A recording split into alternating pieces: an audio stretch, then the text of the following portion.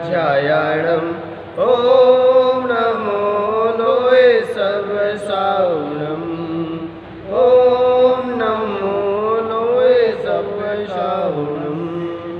आपने आपको आप में वर लिया, चेतना को स्वयं ही प्रखर कर लिया।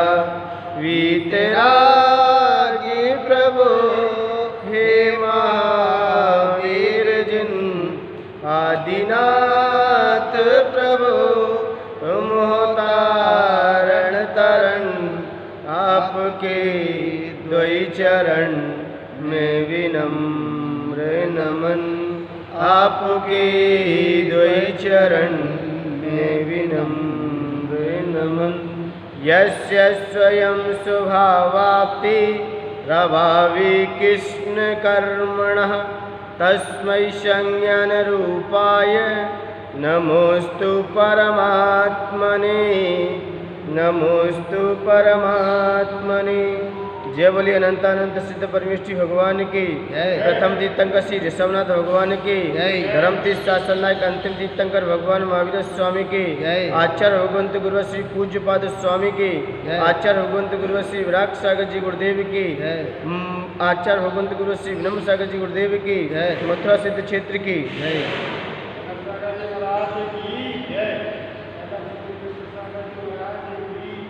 कल आचार्य भगवंत पूज्यपाद स्वामी इंद्रियों का सुख का विवेचन,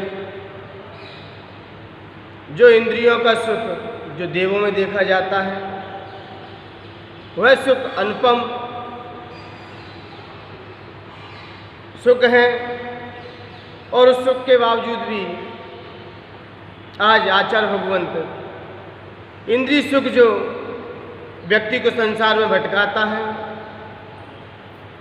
ये इंद्रिय सुख क्या है और कैसा है, आज इसके संदर्भ में आचार्य भगवंत अपनी वाणी रखेंगे। कल एक बात आई थी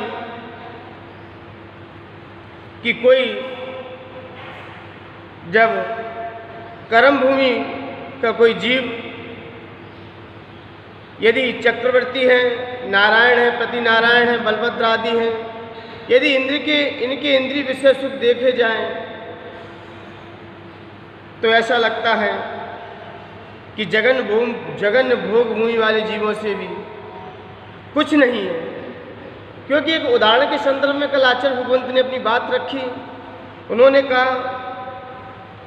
कोई सादा लड्डू होता है, कोई राजगिरी का होता है और कोई बूंदी का होता है, कोई मेवा का होता है। तो उत्कृष्ट ऐसे ही उत्कृष्ट सुख ये क्रम से होते हैं, चाहे कर्म भूमि के मनुष्य हों और फिर जगन भोग भूमि, फिर मध्यम भोग भूमि, फिर उत्कृष्ट भोग भूमि। ये क्रम से सुख होते रहते हैं। उसके बाद ज्योतिषी और व्यंतर भवनवासी और फिर इसके बाद वैमानिक देवों को, ये असंख्यात गुणे सुख इन देवों के देखे जाते हैं। ऐसी कल चर्चा अपने बीच हुई। और एक चर्चा और थी कि जब पहला काल आता है तो व्यक्ति 4 दिन छोड़कर आहार करता है, और दूसरा काल आता है तो 3 दिन छोड़ के आहार करता है, और तीसरा काल आता है तो 2 दिन छोड़ के आहार करता है, और जब चौथा काल आए तो एक दिन में एक ही बार आहार करता है, और पंचम काल में तो बार बार आहार करता है। और बात थी जो एक बार करे वो योगी और दूसरी बार करे तो वह भोगी है, और तीसरी बार यदि कोई आहार करता है तो ऐसा लगता है उसको रोग से ग्रसित हो जाएगा, वह रोगी है। क्योंकि जितने भी रोग पैदा होते हैं तो खाने से ही होते हैं। त्याग तपस्या उपास आदि करने से किसी को रोगी नहीं देखा। जितने भी आज खाते पीते हैं, क्योंकि किसी ने कहा जिसे खाने की अकल है तो कोई रोग नहीं, और जिसे बोलने की अकल है तो झगड़े नहीं। क्योंकि जिसके बातचीत वाणी में व्यक्तित्व है, क्योंकि वाणी से ही व्यक्ति का व्यक्तित्व पता चलता है। और वाणी से ही उसके भाव का पता चल जाता है। तो और ये चीज़ यदि अपने जीवन में आ चुकी तो अपना जीवन भी खुशहाल रहा करता है। और आज आचार्य भगवंत इसी रोग को ही आज अपने बीच रखेंगे। आइए पहले गाथा पढ़ते हैं, फिर इसके बाद अपनी चर्चा। वासना मात्रमेवैतत् सुखम दुःखम च देहिनां तथाहुद्धवे जयन्ते ते भोगा रोगा एवापदि। वासना मात्रमेवैतत् सुखम दुःखम च देहिनां तथाहुद्धवे जयन्ते ते भोगा रोगा एवापदि। यहाँ पर पूज्यपाद स्वामी इस कारिका में जो कल इंद्रिय विषय सुख बताए थे, चाहे मनुष्य गति के इंद्रिय सुख हो और चाहे आप ये मत समझिए कि देवों में इंद्रिय सुख विशेष है, लेकिन वास्तव में अंदर की गहराई को देखा जाए तो देवों को भी मानसिक दुख है, मानसिक पीड़ा है। एक दूसरी की विभूति को देखकर जलते हैं, मानसिक तनाव होता है। तो वहाँ भी क्या है, वहाँ इंद्रिय सुख तो है ही, लेकिन आचार्य भगवंत ने कह दी वो इंद्रिय सुख कैसे हैं, वो भी आगे चल के दुख के कारण बन जाते हैं। अब पहली इसका अर्थ देखते हैं। देही नाम वासना मात्र, ये वासना मात्र एवं ये वासना मात्र जो सुख है वो क्या है, भ्रम है। ये क्या है, वासना जो वासना रूप जो सुख है वो क्या है, भ्रम है। देही नाम क्या, देही नाम संसारी जीवों के एतत् सुखम, ये इंद्रिय सुख चा और दुखम, और दुख वासना मात्र एवं ये भ्रम ही है, ये भ्रम मात्र ही है। जो क्या, जो इंद्रिय विषय सुख है, जो संसारी सुख कैसे है, ये भ्रम है। ये क्या है, ये स्वप्न के समान है, ये इंद्रजाल के समान सुख है, ये शाश्वत सुख नहीं है। ये भोगों से प्राप्त हुए सुख हैं, और सुख तो वो होते हैं जो भोगे जाते हैं। सिद्धों के सुख क्या भोग रहे, उनके शाश्वत सुख है। और यहाँ पर कह रहे हैं वासना मात्र में तथा ही, इसलिए एते भोगा, ये इंद्रिय भोग आपत्ति के समय में रोगाएव, रोग की तरह उद्वे जयंती, व्याकुल करते हैं। ये इंद्रिय विषय सुख, इंद्रिय विषय जो भोग हैं, जो आपको सुख लग रहे हैं, यही आगे चल के रोग को पैदा कर देते हैं।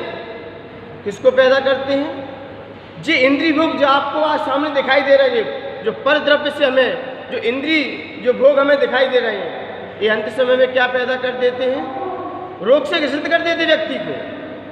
व्यक्ति खाने से बीमार हो, व्यक्ति जितना भोग करता है, जितना भोगी बनता है, जितना व्यक्ति खाता पीता रहता है, उतना व्यक्ति रोग से ग्रसित होता रहता है। तो यहाँ पर आचार्य भगवंत आज अपनी बात को रखते हुए ये कह रहे हैं कि जब इंद्रिय विषय भोग से व्यक्ति अपना कार्य किया करता है, इंद्रियां अपना कार्य करती हैं, इंद्रियां अपना कार्य करती हैं, और कर्म भी अपना कार्य करता है, और फिर आत्मा क्यों नहीं अपना कार्य करती। तीन चीज़ है ना शरीर में, इंद्रिय सुख भी है, और कर्मों का उदय भी जीव के आता है, और आत्मा भी बैठी है। तो यहाँ पर आचार्य भगवंत कह रहे हैं जब इंद्रियां अपने कार्य में संलग्न हैं, और कर्म भी अपना जो उदय में आ रहा है वो भी अपना फल दे के जा रहा है, तो आत्मा अपना कार्य क्यों नहीं कर रही। आत्मा का कार्य क्या है, आत्मा का कार्य क्या है, आत्म सुख की प्राप्ति होना, आत्म अनुभव करना, चिंतन करना, मंथन करना। तब आचार्य भगवंत कुंद स्वामी ने समय सार के अंदर एक गाथा लिखी। उन्होंने कहा कि वास्तव में ये इंद्रिय विषय भोग उसे बचपन से ही ऐसे मिल चुके हैं कि व्यक्ति अपनी आत्मा के स्वरूप को भी भूल चुका है।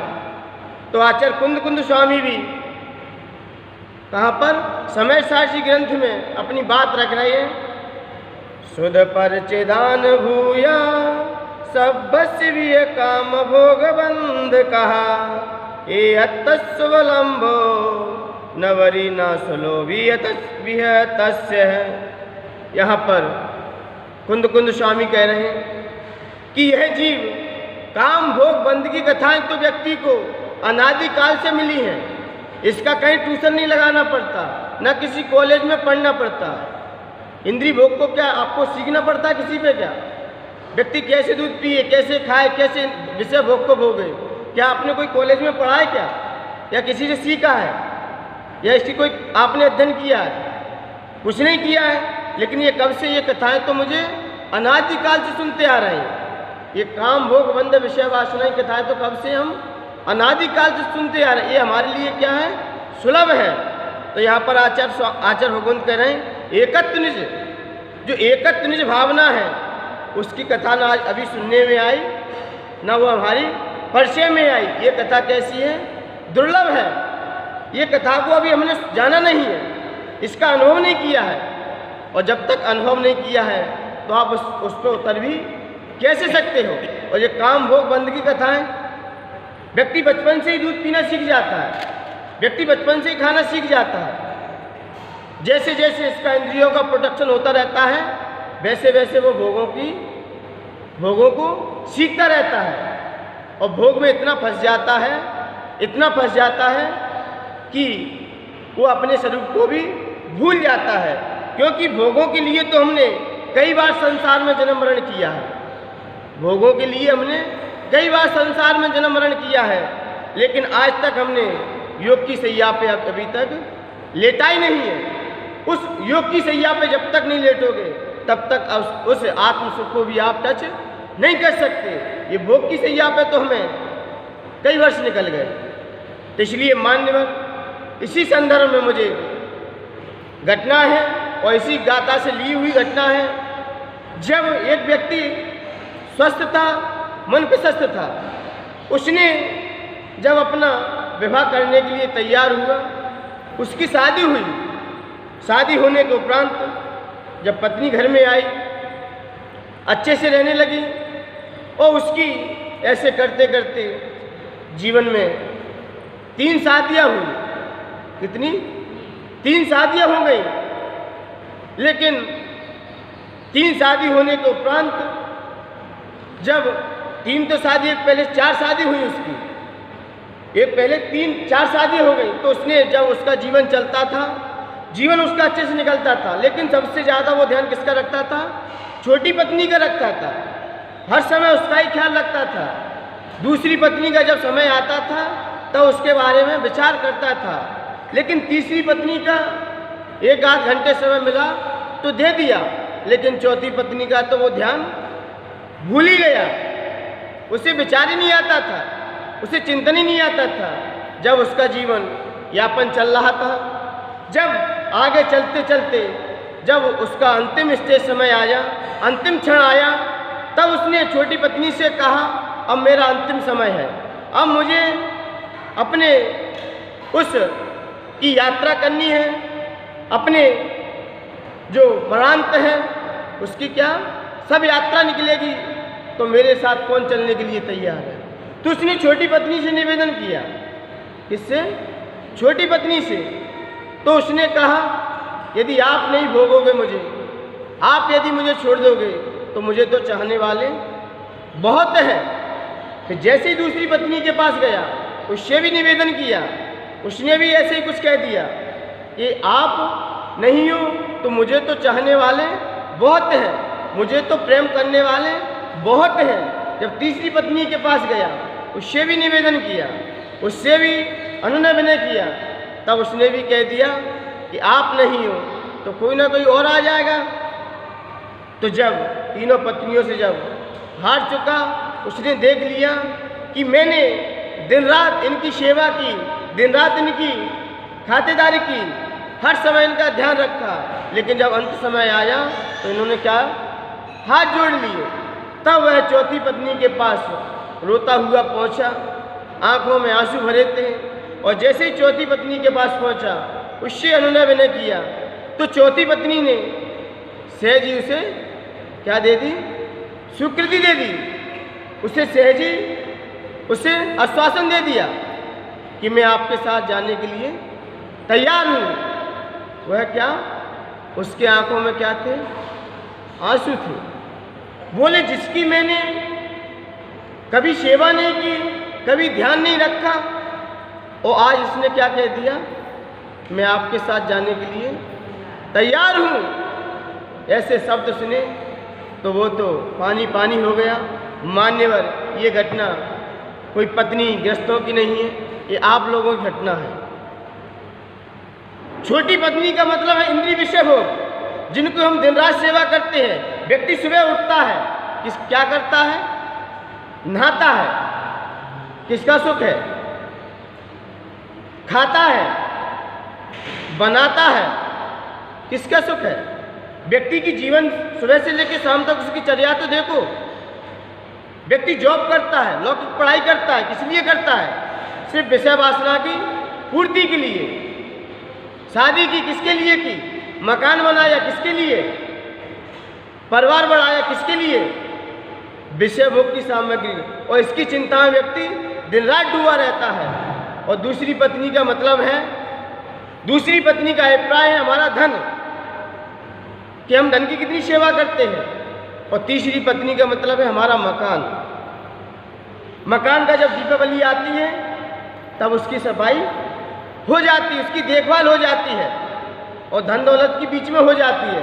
और लेकिन शरीर की सेवा, शरीर की विषय भोग सामग्री, अरे चिंतन कीजिए, आप तो दिव्य ज्ञानी हो, आपके अंदर वो भगवत्ता विराजमान है, आपके अंदर वो चेतन शक्ति विराजमान है, जिस चेतन शक्ति के कारण व्यक्ति सारे अनुभव कर लिया करता है। अरे जब स्पर्शन इंद्रिय के बस, स्पर्शन इंद्रिय जिसकी बस में नहीं हुई, वह मछली के भी देखिए, मछली किसके बस मारी गई? जो मछली थी वो किसके बस मारी गई थी? वह मछली भी स्पर्शन इंद्रिय के बस, उसके प्राण निकल गए थे। वो स्पर्शन इंद्रिय के कारण हाथी जब भी फंसता है, जब भी उसे पकड़ा जाता है, तो वह स्पर्शन इंद्रिय के बस मारा जाता है, क्योंकि उसे एक कागज की या किसी की इस कागज आदि की हथनी बनाई जाती है और गड्ढा खोदा जाता है, उसको सामने रखा जाता है, और हाथी दौड़ता हुआ आता है, और आता है तो सामने क्या मिलता है? गड्ढा, उसमें जाके गिर जाता है। फिर 3-4 दिन उसे भूखा रखा जाता है, पर फिर उसको पकड़ लिया जाता है, क्योंकि वो किसके बस मारा गया? किसके बस? स्पर्शन इंद्रिय के बस, रसना इंद्रिय के बस। देखिए मछली अपने प्राणों को त्याग देती है। घ्राण इंद्रिय के बस, घ्राण इंद्रिय के बस कौन फंसता है? भौरा, जो फूल पे मंडराता रहता है। भौरे में इतनी शक्ति होती है कि वो काठ में भी छेद कर देता है। उसे लकड़ी दे दी जाए, उसमें ही वो क्या कर देगा? सुराख कर देगा। लेकिन जब फूल पे बैठता है, फूल कितना कोमल होता है, और लेकिन कोमल होने के कारण वो फूल में भी छेद नहीं कर पाता, क्योंकि उसके सुगंध के कारण वो क्या हो जाता है? पागल हो जाता है, और उसमें ही अपने प्राण को त्याग देता है। अब आता है स्पर्शन रसना घ्राण चक्षु। चक्षु के बस कौन बसता है? पतंगा, जो रात भर इसमें लाइट में मंडराते रहते हैं। आँख ज्योति जलती है, दीपक की ज्योति जलती है, और पताका आता है तो उसमें अपनी क्या शरीर को टच करते हुए अपने प्राणों को भी त्याग देता है। और कर्ण इंद्रिय के बस कौन फंसता है? हिरण। ये कर्ण इंद्रिय के बस फंस जाते हैं। और सांप भी देखते हैं, ये सांप कितने होते हैं आप वैसे नहीं पकड़ सकते, लेकिन जैसे ही बीन बजती है तो वो भी जाके फंस जाते हैं। मान्यवर, ये एक एक इंद्रिय के कारण इन्हें अपने प्राणों को त्यागा। लेकिन मान्यवर, आपके पास तो 5 इंद्रियां हैं, आपके पास तो 5 इंद्रियां हैं, 5 विषय, 5 द्वार खुले हुए हैं। जब 5 द्वार खुले हुए हैं तो उस शक्ति को आप कैसे अनुभव करोगे? उस शक्ति को कैसे जानोगे? उस शक्ति का चिंतन कैसे करोगे?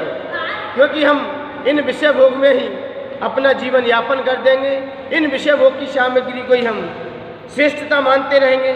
इसलिए मान्यवर, अपने इस आत्म सुख को भी जानिए, क्योंकि ये इंद्रिय विषय भोग ये हमें कुछ समय के लिए मिले हैं, कुछ क्षण के लिए मिले हैं, इन इंद्रिय विषयों का सेवन हमें विषय वासनाओं में करोगे तो आपकी मृत्यु के नज़दीक हो गए। इसलिए किसी महानुभाव ने भी कहा है कि जिंदगी से बढ़कर कोई सजा ही नहीं। ये देखिए जिंदगी आज मानव की जिंदगी इतनी बढ़ चुकी है कि उसे अपने आत्मचिंतन का भी ख्याल नहीं है, उसे अपने आत्मचिंतन का भी ख्याल नहीं है। जब चौथी पत्नी तैयार हुई उससे जाने के लिए, तब वह, क्योंकि चौथी पत्नी कौन थी? उसकी एक आत्मा थी। क्या थी? आत्मा थी। वो तो साथ जाएगी, क्योंकि वही साथ देती है, वही हमेशा आपके साथ रहेगी। कब तक? जब तक आपको शाश्वत सुख की प्राप्ति ना हो जाए। और ये वाले इंद्रिय, रुपए, पैसा, मकान, ये तो आपके पुण्य का उदय होता है। जब पुण्य का उदय होता है तब तक ये आपके साथ रहते हैं। और जैसे पुण्य क्षीण हुआ, जैसे पुण्य ने पलायन कर दिया, पुण्य चला गया, तो ये तो अपने आप चले जाते हैं। आज यही भोग यदि आपको अच्छे लगते हैं, यही विषय भोग आपको कितने अच्छे लगते हैं। आपको यदि 3 दिन के भूखे हो, कितने? 3 दिन के भूखे हो, और आपको एक गुलाब जामुन खिलाया जाए, कितना? एक गुलाब जामुन खिलाया जाए तो आपको कैसा लगेगा? बहुत अच्छा लगेगा। और फिर दूसरा खिलाया जाए तब भी अच्छा लगेगा, और तीसरा खिलाया जाए तो मुंह फिरने लगेगा, और चौथा खिलाया जाए तो किसमें सुख था? किसमें सुख है? आपने कुत्ते को देखा ना? कुत्ते को, कुत्ता हड्डी खाता है। क्या खाता है? हड्डी को खाता है, हड्डी को चबाता है। हड्डी को इतनी चबाता है, इतनी चबाता है, खून किसमें निकलता है? खून किसमें निकलता है? उसके दांत में ही निकलता है। और कुत्ता क्या समझता है? उसके मसूड़े छिल जाते हैं। मसूड़े छिल जाने के कारण खून किसमें निकलता है? उसके दांत से आ रहा है कि हड्डी से आ रहा है? उसके मसूड़े से आ रहा है कि खून किस हड्डी में से आ रहा है? किसमें से आ रहा है? उसके मसूड़े में से। लेकिन कुत्ता क्या समझता है? ऐसे ही जो विषय भोगी होते हैं वो कहते हैं कि पर वस्तु में सुख है, ये नहीं होंगे तो हमें सुख की प्राप्ति कैसे होगी? ये नहीं मिलेंगे तो रोता है, चीखता है, चिल्लाता है। ये विषय भोग नहीं मिलते हैं तो क्या करता है? चीखता है, चिल्लाता है। जब चिंतन कीजिए, ये कुत्ता जब हड्डी को चबाता है तो उसमें खून निकाल लेता है और उसमें ही सुख समझता है। ऐसे ये विषय भोगी होते हैं जो पर वस्तु में देखते हैं, इसमें सुख है, इसमें सुख में। किसमें? ढूंढते हैं सुख आकर विषय भोग रागों में, ढूंढते हैं सुख आकर विषय भोग रागों में। सुख सिर्फ मिलता है ज्ञान के चिरागों में, सुख सिर्फ मिलता है ज्ञान के चिरागों में। सुख किसमें है? सुख किसमें है? जब तक व्यक्ति को आत्मज्ञान नहीं हुआ है तब तक उसे सुखाभासी, उसे सुख नजर आता है। और जिस दिन उसे आत्म तत्व का ज्ञान हो गया, आत्मबोध हो गया, तो वो समझ जाएगा ये किसमें सुख है। सुख तो हमारे अंदर है। यदि आपको सस्ता में आपको जूस पिलाया जाए, किसका? मौसमी का, आप स्वस्थ हो तो कैसा लगेगा? कैसा लगेगा? अच्छा लगेगा, मिठास देगा। और आपको बुखार आ जाए, आपको फीवर चढ़ जाए, आपकी तबीयत बिगड़ जाए और फिर जूस को पियो तो कैसा है? कैसा लगेगा? तो सुख किसमें है? सुख किसमें है? किसमें सुख? सुख हमारे अंदर ही है। लेकिन हम किसमें ढूंढते हैं? ज्ञानी सुख अपने अंदर ढूंढता है, लेकिन अज्ञानी कहाँ ढूंढता है सुख? कहीं पत्नी में तो कहीं बच्चों में, कहीं मकान में तो कहीं दुकान में, कहीं घर में तो कहीं परिवार में। इनमें ही सुख मिलता है ना, इनमें ही सुख ढूंढते हैं। तो इनकी उपमा यदि उस कुत्ते से लगा भी दी जाए तो कोई बड़ी बात नहीं है। जैसे कुत्ता हड्डी में सुख देख रहा है, हड्डी को इतना चबाता है कि अपने दांत को भी, अपने मसूड़ों को भी छील देता है। तो मान्यवर, आपके अंदर वो शक्तियाँ विराजमान हैं, वो दिव्य ज्योति विराजमान है। आप उस शक्ति का अनुभव कीजिए, उस शक्ति पर आत्मचिंतन कीजिए, क्योंकि इंद्रिय सुख भी है और इधर कर्म का उदय भी है, इधर आत्मशक्ति भी है। आप तीनों को समझते जाइए। इंद्रियां अपना कार्य कर रही हैं। ज्ञानी क्या करता है? ज्ञानी की विशेषता है, ज्ञानी भोजन कराता है कि करता है? ज्ञानी भोजन कराता है और अज्ञानी भोजन करता है। क्या करता है? क्या करता है? भोजन करता है कि कराता है? वो इसलिए करता है क्योंकि समझता है कि क्षुधा क्या है? रोग है। क्षुधा क्या है? रोग है। और भोजन क्या है? औषधि है। तो ज्ञानी तो औषधि कैसे खाई जाती है? स्वाद से खाई जाती है कि बिना स्वाद के खाई जाती है? किसी को बुखार चढ़ा हो, उसे औषधि दी जाए तो बड़े स्वाद से खाएगा, उसमें आनंद मनाएगा कि मजबूरी में खानी पड़ रही है? आप लोग बुखार आ जाता है, बीमार हो जाते हो, तो औषधि मजबूरी में खाते हो कि खुशी खुशी खाते हो? मजबूरी में खाते हो। तो ये भोजन क्या है? ये भोजन क्या है? ये भी क्या है? औषधि है। और आपकी जो भोजनशाला क्या है? ये हॉस्पिटल है। ये क्या है? हॉस्पिटल है। और बनाने वाले उसमें कौन है? डॉक्टर है सारे। तो ज्ञानी तो ऐसा चिंतन करते हुए कहता है, क्या मैं इस अपने शरीर का इलाज कराने जा रहा हूँ, मेरी मजबूरी है, क्योंकि एक असाता वेदनी कर्म का उदय आता है, उसके कारण क्या पेट में उछलने लगते हैं। आपने गाड़ी देखी है ना? गाड़ी जब चलती है, उसमें जब ऑरन ग्रीस किसके लिए लगाई जाती है? जो ग्रीस होती है ना, जो पहिए में लगाई जाती है, किस लिए लगाई जाती है? कि कहीं उसमें छर्रे कट ना जाए, कहीं उसका एक्सल टूट ना जाए। तो क्या लगाते हैं? ग्रीस लगाते हैं। तो ऐसे ही ज्ञानी समझता है कि अब हमारा साता वेदनी कर्म का उदय आ चुका, तो पेट में कौन? जीव क्या करते हैं? उस नसों को क्या काटना चालू कर देते हैं। तब इस वेदना के शमन करने के लिए, वेदना का प्रत्याहार करने के लिए क्या इसको थोड़ा सा भोजन डाल देते हैं। भोजन का मतलब उससे ग्रीस, जैसे गाड़ी में ग्रीस लगाई जाती है, इसी प्रकार भोजन है। बस इतना समझते रहोगे तो कहीं भी आप भोगों के भोगी नहीं बन पाओगे। आप क्या योगी बन जाओगे। आप आत्मज्ञानी का चिंतन भी कर जाओगे।